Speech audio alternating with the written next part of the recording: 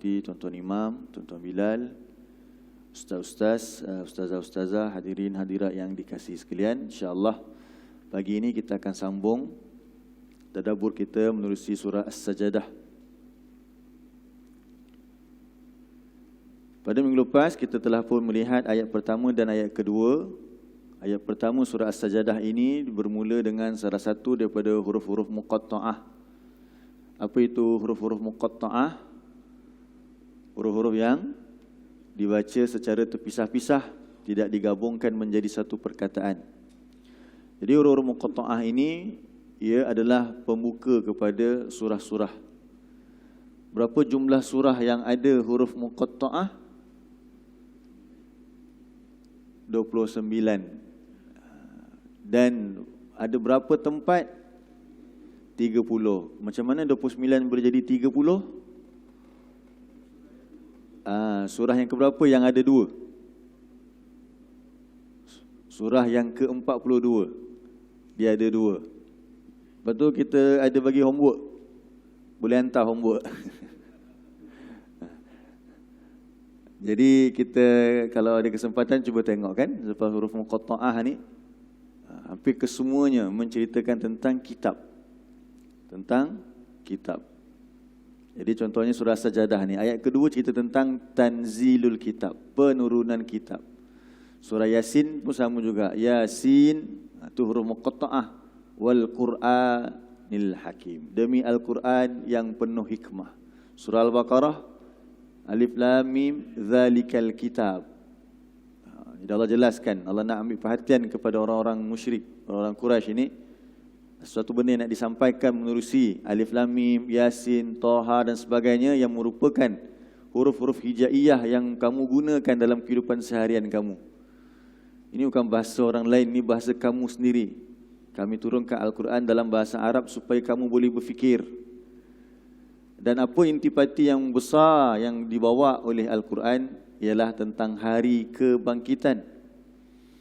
Allah nak ingatkan kepada kita bahawa hidup di dunia ini sebagaimana Allah sebutkan. Kita lihat dulu dalam surah Al-Baqarah ayat yang ke-36, muka surat yang ke-6.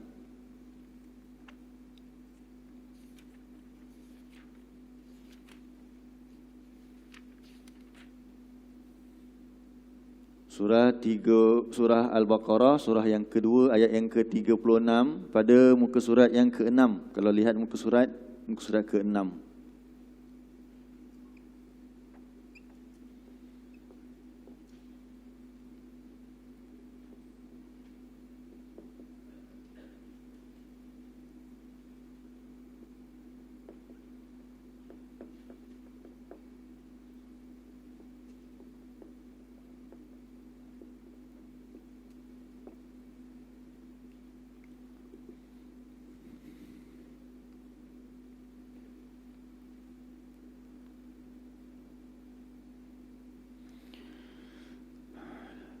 Surah Al-Baqarah ayat yang ke-36.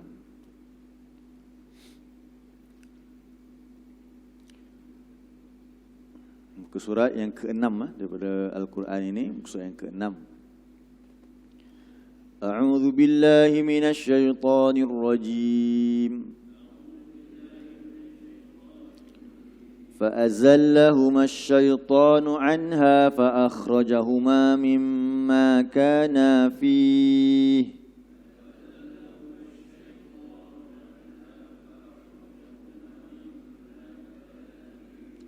وقلنا اهبطوا بعضكم لبعض عدو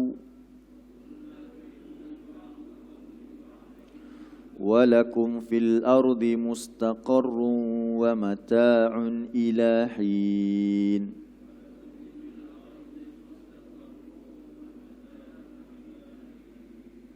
Jadi tujuan Allah ciptakan Adam dan anak-anak Adam adalah untuk menjadi khalifah di muka bumi.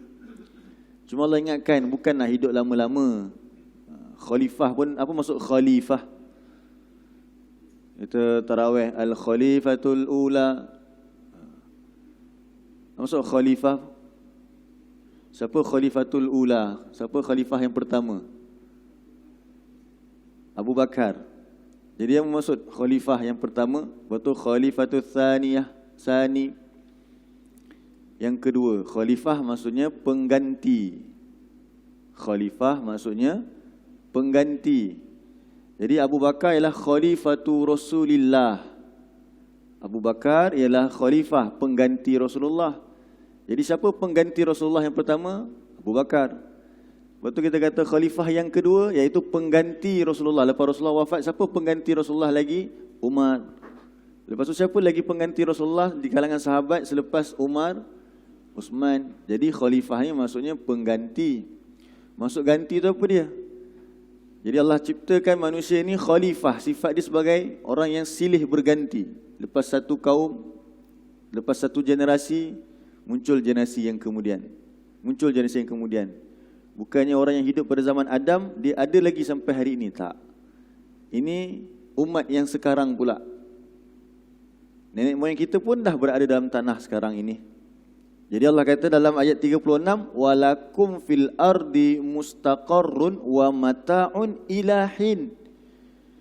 Dan bagi kamu di bumi ini, tempat yang kamu nak jadi seorang khalifah, yang kamu nak memakmurkan bumi ini, ada tempat menetap untuk kamu, tempat tinggal untuk kamu, kediaman bagi kamu, dan juga ada kesenangan-kesenangan yang kami sediakan untuk kamu nikmati, ilahin. Maksud ilahin, hingga suatu tempoh. Maksudnya bukan nak hidup lama-lama. Jadi kalau tak hidup lama-lama, nak hidup kat mana? Yang Allah nak cerita banyak dalam Quran ini ialah kehidupan akhirat.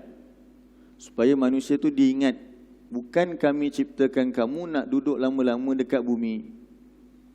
Jadi turun Al-Quran ini kepada Nabi Muhammad, nak bawa Al-Quran ini kepada kaum yang tidak diberi peringatan bahawa kamu ni akan mati nanti, selepas mati ada hari kebangkitan. Tetapi orang-orang Quraisy ini dia hanya tahu tentang kematian, tapi tak tahu tentang hari kebangkitan. Bila Nabi bawa Al-Quran cerita tentang hari kebangkitan, mereka ragu-ragu. Suatu benda, berita yang mereka jarang dengar, tak pernah dengar. Jadi dalam surah As-Sajdah ayat yang kedua, Allah kata apa? La raiba. Tiada sebarang keraguan. Buka balik surah As-Sajdah.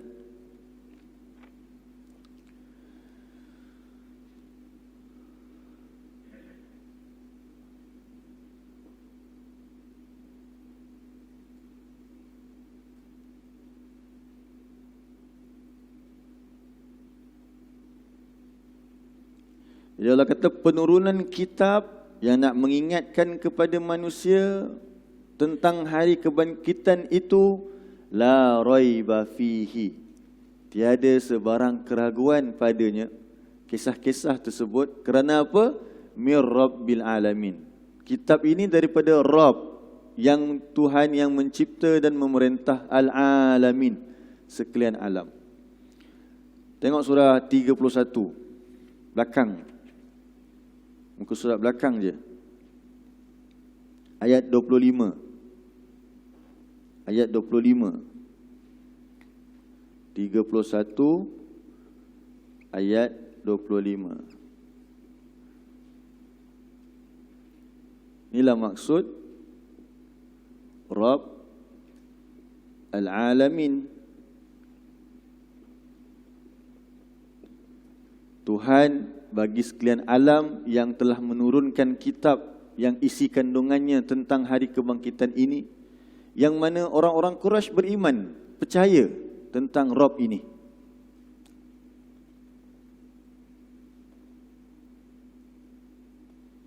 Ayat yang ke-25, muka surat 413.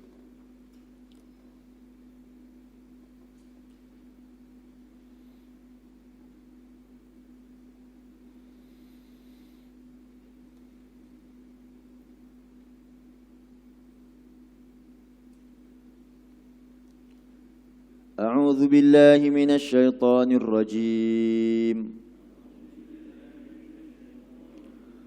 ولئن سألتهم من خلق السماوات والأرض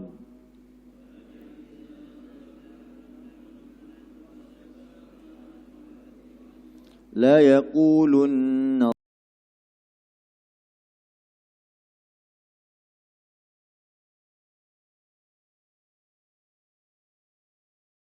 aktsaruhum la ya'lamun.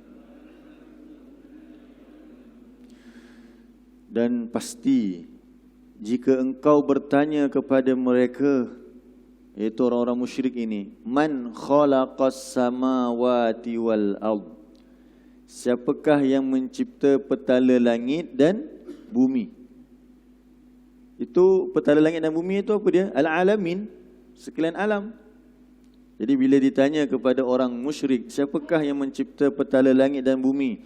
La yakulunallah, nescaya benar-benar mereka akan kata siapa?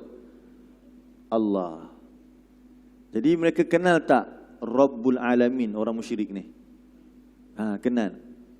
Mereka tahu, secara fitrahnya manusia tahu, langit dan bumi ini takkan diciptakan sesuatu yang lemah. Mesti yang maha hebat. Itulah dia Allah. Jadi Nabi kata kepada mereka, kitab yang aku bacakan kepada kamu inilah kitab yang diturunkan oleh pemilik, pencipta petala langit dan bumi yang kamu kata tadi itu. Tapi mereka ragu-ragu. Mereka tak percaya. Jadi bila tak percaya, apa mereka buat? Ayat ketiga hari ini kita lihat. Surah As-Sajadah ayat yang ketiga, Allah sebut apa? Mari kita baca sama-sama.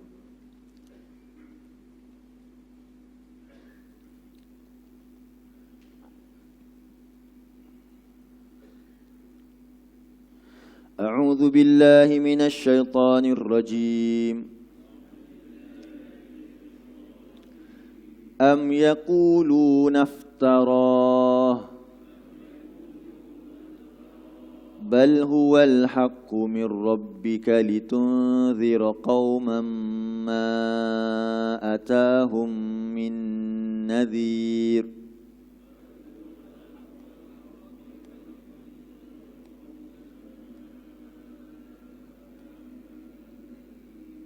لتنذر قوما ما أتاهم من نذير من قبلك لعلهم يهتدون.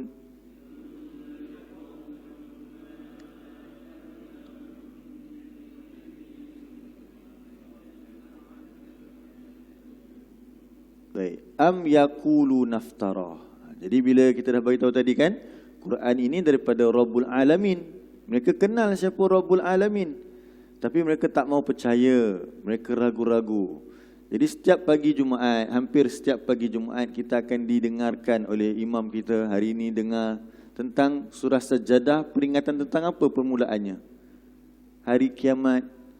Peringatan tentang apa? Suruh beriman kepada Al-Quran, suruh percaya kepada Al-Quran, suruh tahu tentang apa yang akan berlaku setelah kita mati nanti. Jadi apakah yang akan kita lakukan sebagai orang yang memahami ayat ini, sebagai orang yang telah mempelajari ayat ini, sebagai orang yang hampir setiap minggu mendengar ayat ini? Dia beriman kepada hari kiamat dan membuat persediaan. Itu yang sebenarnya, membuat persediaan. Setiap minggu kita diperingatkan. Nanti solat Jumaat diingatkan lagi tentang apa? Ittaqullah. Diingatkan lagi tentang bertakwalah kamu, takutlah kamu kepada Allah, takutlah kamu kepada azabnya. Itu semua soal akhirat dah tu. Baik. Jadi bila mereka dapat Al-Quran, mereka kata apa? Yaquluna. Mereka berkata, iftara, telah mengada-adakan oleh ia, iaitu Muhammad. Hu, akannya, iaitu Al-Quran. Jadi mereka tak percaya, mereka ragu-ragu, mereka menolak Al-Quran ini. Mereka kata apa dia? Al-Quran ini adalah sesuatu yang Muhammad reka-reka. Reka-rekaan Nabi Muhammad. Bal, bahkan, huwa, Al-Quran ini, ia, al-haq, adalah kebenaran. Mir rabbik, daripada Tuhan yang tadi kamu beriman itu. Yang bila ditanya kepada kamu, siapakah yang mencipta langit dan bumi? Nescaya mereka akan kata Allah. Jadi ada penegasan berulang kali. Tadi dah bagi tahu dah. La raiba fihi mir rabbil alamin. Ayat ketiga ni ada bal pula. Nak bagi penjelasan lagi, penegasan lagi. Ini kalau ulang 2-3 kali benda yang lebih kurang sama, lepas tu ditambah dengan penegasan, Ini ayat-ayat nak cerita kepada manusia yang keras hati dia. Jadi kalau setiap pagi Jumaat kita didengari 2-3 kali ini, kalau masih keras lagi, sebetulnya Al-Quran Allah sebutkan hati manusia ni ada yang lebih keras daripada batu lagi. Dia buat tak reti je dengar ayat-ayat ini. Jadi Allah kata litunzira. Quran ini untuk engkau memberi peringatan, mengancam qauman, akan suatu kaum, ma atahum min nadhirim min qablik. Tidak, kaum yang tidak atahum, datang kepada mereka, telah datang kepada mereka daripada nadhir, seorang pemberi peringatan, min qablika, daripada sebelum engkau. Jadi orang-orang Arab ini, dia beza dengan Bani Israel. Keturunan yang sama nabinya, Nabi Ismail, nabi yang berdakwah di Mekah suatu ketika dahulu. Anak kepada Nabi siapa? Ismail? Ibrahim. Siapa adik kepada Nabi Ibrahim? Ishak. Ishak dengan Ismail. Ishak dengan Ismail, adik-beradik, anak kepada Ibrahim. Tetapi daripada Ishak, bermula daripada Ishak sampailah Isa, beratus-ratus para rasul diutuskan, para nabi diutuskan untuk kaum Bani Israel. Jadi mereka ialah kaum yang mendapat peringatan yang mereka ni ada kitab. Tetapi untuk orang Quraisy, setelah Nabi Muhammad, tidak ada yang memberi peringatan kepada mereka. Jadi makin lama jadi apa? Jauh terseleweng manusia ini. Sebab tu manusia perlu sentiasa ada punya peringatan. Jangan kata yang orang Quraisy, hatta Nabi Musa sekalipun, ketika Allah panggil dia bermunajat di Tur Sina, tinggalkan Nabi Harun pun kaumnya boleh sembah patung berhala. Dahsyat manusia ni. Jadi sebab tu kita takut sangat apa dia, bila Allah sesatkan kita, na'udzubillah min zalik, tiada siapa yang boleh beri petunjuk lagi, walaupun di sisi mereka tu ada Nabi. Sebab tu jaga yang paling mahal sekali ialah petunjuk. Sebab tu kalau kita minta dekat Allah, doa yang paling kita kena minta, doa petunjuk kan? Ihdinas siratal mustaqim. Doa tu yang wajib kita minta, tunjuki kami jalan yang lurus. Tunjuk. Bukan suruh minta rezeki, tambah apa dan sebagainya. Itu memang boleh minta, tapi yang wajib ialah tunjuk. Jadi begitulah. So bila tersasar jauh, kita lihat masyarakat kita, diri kita kena kembali balik kepada Al-Quran. Sebagaimana Nabi bawa. Macam mana keadaan Nabi ketika itu? Kita tengok dulu surah Ad-Duha. Ajak kita habiskan dulu. La'allahum yahtadun. Supaya mereka, iaitu orang-orang musyrik ini, yahtadun, mereka mendapat petunjuk. Jadi dalam surah Ad-Duha Allah ceritakan. Tengok surah Ad-Duha, surah ke-93,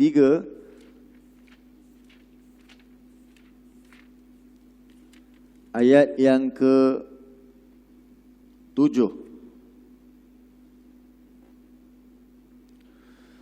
Muka surat 596. 596.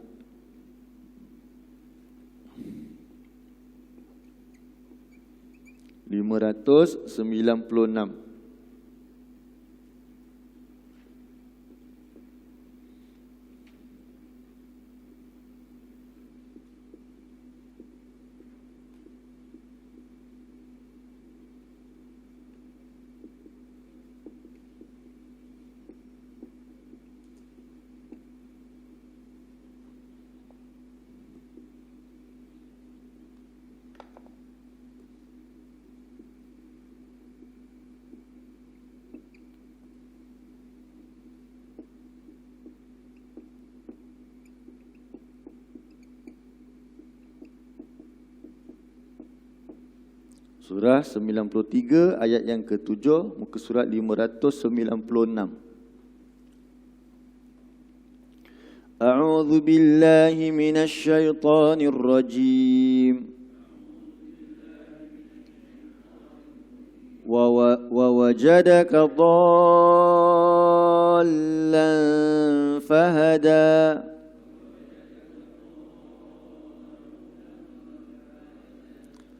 Baik, apa terjemahan ayat ini? Dan Tuhan engkau mendapati akan engkau dalam keadaan dhallan. Bukan sesat situ, maksudnya kebingungan. Nabi resah melihat umatnya, masa tu boleh jadi Nabi lah, melihat kaumnya yang menyembah apa? Berhala di sekeliling Kaabah. Nabi ini seorang yang tidak pernah menyembah berhala. Sebab itu pada zaman Nabi ini bukan semua orang sembah berhala. Antaranya siapa? Nabi Muhammad. Dia masih mengikut agama yang asal. Agama siapa? Mereka bukan tak ada agama, mereka ada agama kan? Orang Quraisy agamanya agama siapa? Nabi Ibrahim lah. Apa bukti mereka mengikut agama Nabi Ibrahim? Sebab tu mereka buat haji. Haji ni manasik siapa? Haji ni manasik Nabi Ibrahim. Allah perintahkan Nabi Ibrahim dan Ismail bina Kaabah. Kemudian mereka minta bagaimana cara kami nak beribadah di Kaabah ini. Allah ajar dia manasik. Tengok surah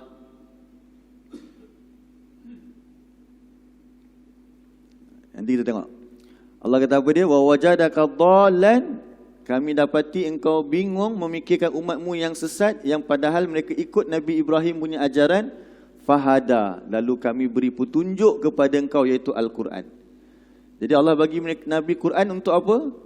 Untuk sampaikan peringatan. Tadi dalam surah Sajadah Allah sebut, sampaikan peringatan kepada kaum yang dah lama tak sampai kepada mereka pemberi peringatan, supaya mereka mendapat petunjuk. Okey, tadi kita kata apa dia? Kaum ini, kaum yang tak ada agama ke? Dia bukan kaum yang tak ada agama, dia bukan kaum yang menyembah batu berhala tu macam kita sebut apa? Animisma kan? Dia hanya sembah, jumpa pokok besar, mereka sembah, mereka rasa itu Tuhan. Tak. Mereka jadikan berhala-berhala itu sebagai apa dia? Perantara sahaja. Kepada siapa? Kepada Allah. Sebab tu mereka kenal Allah, tapi mereka tak kenal sifat-sifat Allah yang Nabi bawakan kepada mereka. Mereka mengikut ajaran Nabi Ibrahim. Apa bukti mereka ikut ajaran Nabi Ibrahim? Mereka mengerjakan haji. Haji ini adalah manasik ibadah yang Allah ajarkan kepada Nabi Ibrahim. Tengok surah Al-Baqarah, muka surat 20, ayat 128.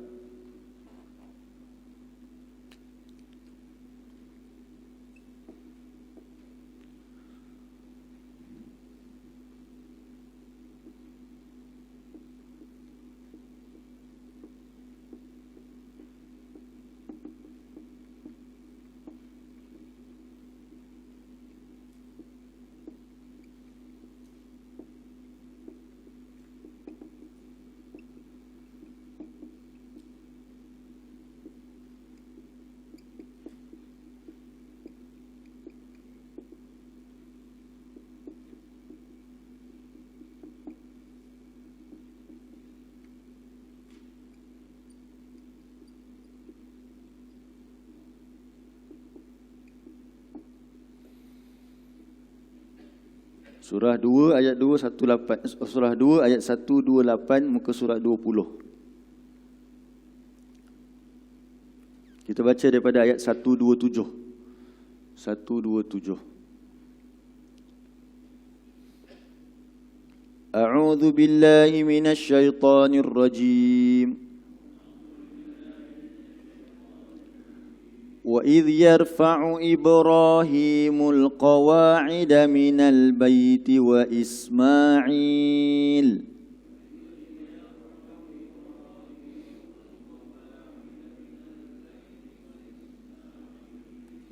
رَبَّنَا تَقَبَّلْ مِنَّا إِنَّكَ أَنْتَ السَّمِيعُ الْعَلِيمُ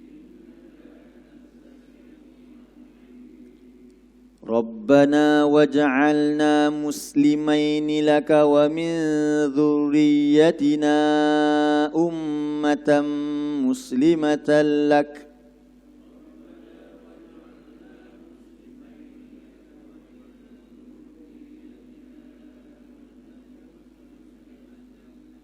wa arina manasikana wa tub alaina innaka antat tawwabur rahim.